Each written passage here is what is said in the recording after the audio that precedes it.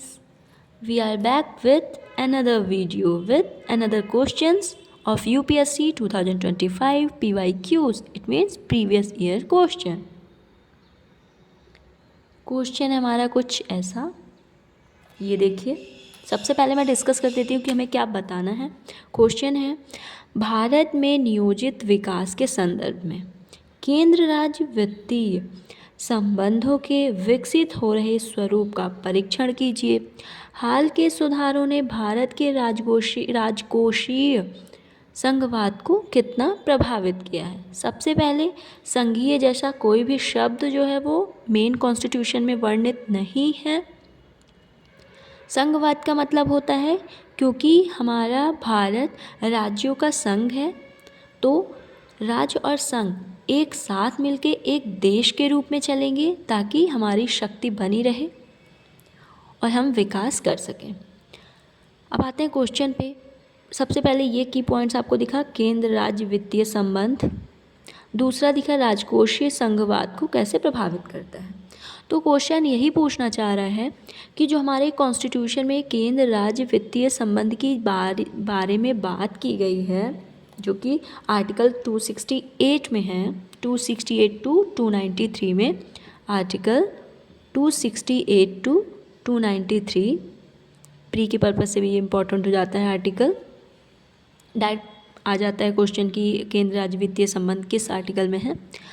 तो जो बोल रहा है कि जो कॉन्स्टिट्यूशन में दिया गया है उसका स्वरूप क्या डे बाई डे चेंज हो रहा है, और हाल के मतलब करंट सिचुएशन में इसको लेके जो इफ़ेक्ट आए हैं जो चेंजेस आए हैं सुधारों को लेके, उसका इफ़ेक्ट क्या पड़ा है मतलब करंट टाइम में। तो इसी को हम डिस्कस कर लेते हैं। तो हमें क्या बताना है, सबसे पहले इंट्रोडक्शन से स्टार्ट करना है, देन बता देना है कि जो स्वरूप है उसका स्ट्रक्चर क्या है और फिर कैसे उसने इफ़ेक्ट डाला। तो ये है, देखिए इंट्रोडक्शन। भारत एक संघीय लोकतांत्रिक देश है जहाँ केंद्र और राज्य सरकारों के बीच वित्तीय संबंधों की रूपरेखा संविधान कॉन्स्टिट्यूशन आर्टिकल 268 टू 293 के तहत लिखा हुआ है। नियोजित विकास के दौर में केंद्र ने विकास प्राथमिकताओं को दिशा देने के लिए वित्तीय संसाधनों पर अधिक नियंत्रण रखा, जिससे राज्यों की निर्भरता बनी रहे, ताकि ऐसा ना हो कि कोई स्टेट इतना पावरफुल हो जाए कि वो भारत से अलग होने की बात कहे। इसलिए कहीं ना कहीं शक्ति रखी गई ताकि नियंत्रण भी जो है उसे बैलेंस रखे, संतुलित रखे। नियोजित विकास में केंद्र राज्य के वित्तीय संबंध क्या है। प्राथमिक मॉडल मतलब 1950 से 1990 के बीच में क्या चला, योजना आयोग जैसी चीज़ें आई, पंचवर्षीय योजना जी की टोटल 12 5 ईयर प्लान्स हैं, उसके बारे में भी आपने डिटेल से पढ़ा होगा क्योंकि प्री में क्वेश्चंस उसके बहुत आते हैं, है ना। फिर सेकंड जो फेज़ आया, वित्त आयोग की भूमिका। वित्त आयोग की भूमिका कैसी है केंद्र राज्यों के बीच में। आर्टिकल 280 के तहत हर 5 वर्ष में कर राजस्व व सहायता अनुदान की सिफारिश, जो हमारे वित्त आयोग होता है वो जो कर राजस्व प्राप्त होता है उसमें बंटवारा कैसे होगा केंद्र राज्यों के बीच, इसका जो है वो अनुदान करता है, वो सिफारिश करता है, रिकमेंड करता है। केंद्रीय प्रायोजित योजनाएं अनुदान, अनुच्छेद 275 राजकोषीय अनुशासन और उधार नियम।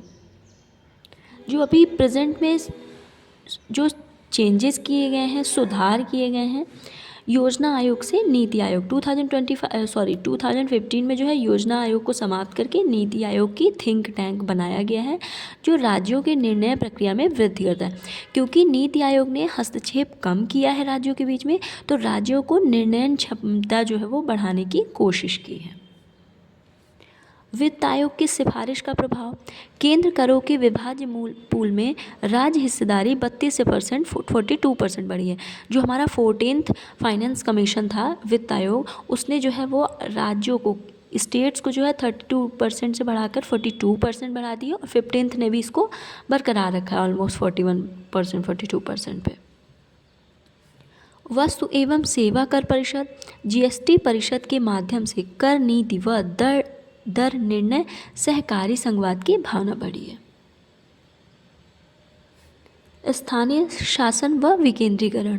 15वें वित्त आयोग के स्थानीय निकायों के लिए 4.36 लाख करोड़ सिफारिश से संघीय ढांचे के नीचे तक सुदृढ़। अब सुदृढ़ संघीय ढांचे में नीचे कौन आता है? केंद्र हो गया, देन राज्य हो गया, फिर पंच जो हमारा हो जाता है पंचायती राज व्यवस्था। तो उसी को पंचायती राज व्यवस्था को 4.36 लाख करोड़ जो है रिकमेंड करके वहाँ तक जो है वो सुदृढ़ता है ना, उसे सॉलिड या फिर उसे स्ट्रॉन्ग बनाने की कोशिश की है।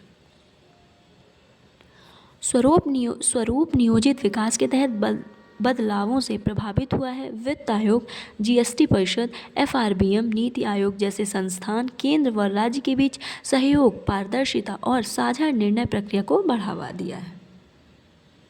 आई होप कि आपको ये क्वेश्चन समझ में आया होगा। अब हम देख लेते हैं हमारा नेक्स्ट क्वेश्चन है हमारा, क्योंकि पॉलिटी से जीएस पेपर 2 है, पॉलिटी के काफ़ी क्वेश्चंस आए थे। अब इन्वायरमेंट भी इसी का पार्ट है, तो इन्वायरमेंट से रिलेटेड क्वेश्चन है। सबसे पहले फर्स्ट स्टेप हमारा क्वेश्चन पढ़ना। पर्यावरण दबाव समूह क्या है? एनवायरमेंट प्रेशर ग्रुप क्या है ना? भारत में जागरूकता बढ़ाने, नीतियों को प्रभावित करने और पर्यावरण संरक्षण की वकालत करने में उनकी भूमिका की विवेचना कीजिए। ये क्योंकि 25 का क्वेश्चन है।